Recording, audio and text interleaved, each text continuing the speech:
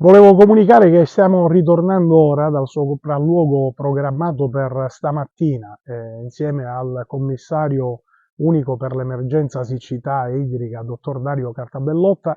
e insieme ai vertici del Consorzio di Bonifica, al commissario Giarraputo e al direttore Tomasino, insieme ai responsabili zonali e a tanti amministratori, consiglieri comunali, ma soprattutto a un folto gruppo di agricoltori. Abbiamo fatto un sopralluogo prima nella zona di Poggiogliana, là dove c'era una stazione di pompaggio ormai da anni vandalizzata.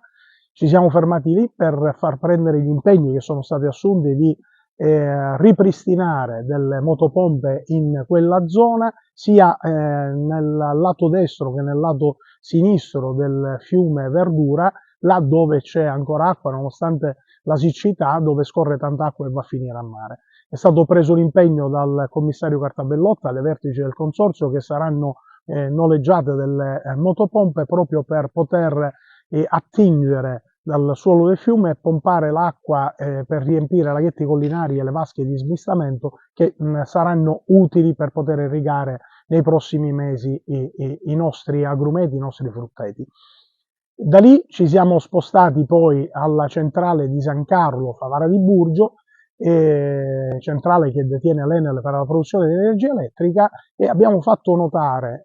personalmente al commissario Cartabellotta, ripeto, insieme all'ingegnere Guarino del consorzio di bonifica, l'allaccio che c'è della famosa bretella, ed è stato preso l'impegno, questa è la notizia da dare, che lunedì si aprirà la bretella che farà affluire l'acqua dalla diga Gammauta verso la diga Castello. Sarà necessario il tempo che la condotta si metta in pressione, hanno parlato di circa 20-24 ore perché ciò avvenga, e di conseguenza nell'arco di qualche giorno vedremo arrivare dalla bretella Percaduta, va sottolineato, un'opera che porta Percaduta senza spese di elettricità e di pompaggio, l'acqua nella diga Castello. Speriamo che ne possa confluire quanta più possibile per garantire le irrigazioni di emergenza. Da lì ci siamo spostati tutti assieme alla diga Gammauta per verificare il volume di acqua, il livello di acqua contenuto nella diga, e anche, facendo qualche chilometro più avanti, le fluenze che arrivano per alimentare la diga di Gammauta. I tecnici presenti, l'ingegnere Guarino, i vertici del consorzio, ma anche gli agricoltori, il dottore Siracusa, il geologo, si è parlato di circa 200 litri secondo, 200-300 litri secondo, comunque tutta quella che c'è da oggi in poi va ad alimentare la diga di Gammauta, e da lì, attraverso la bretella Percaduta, verrà travasata alla diga Castello.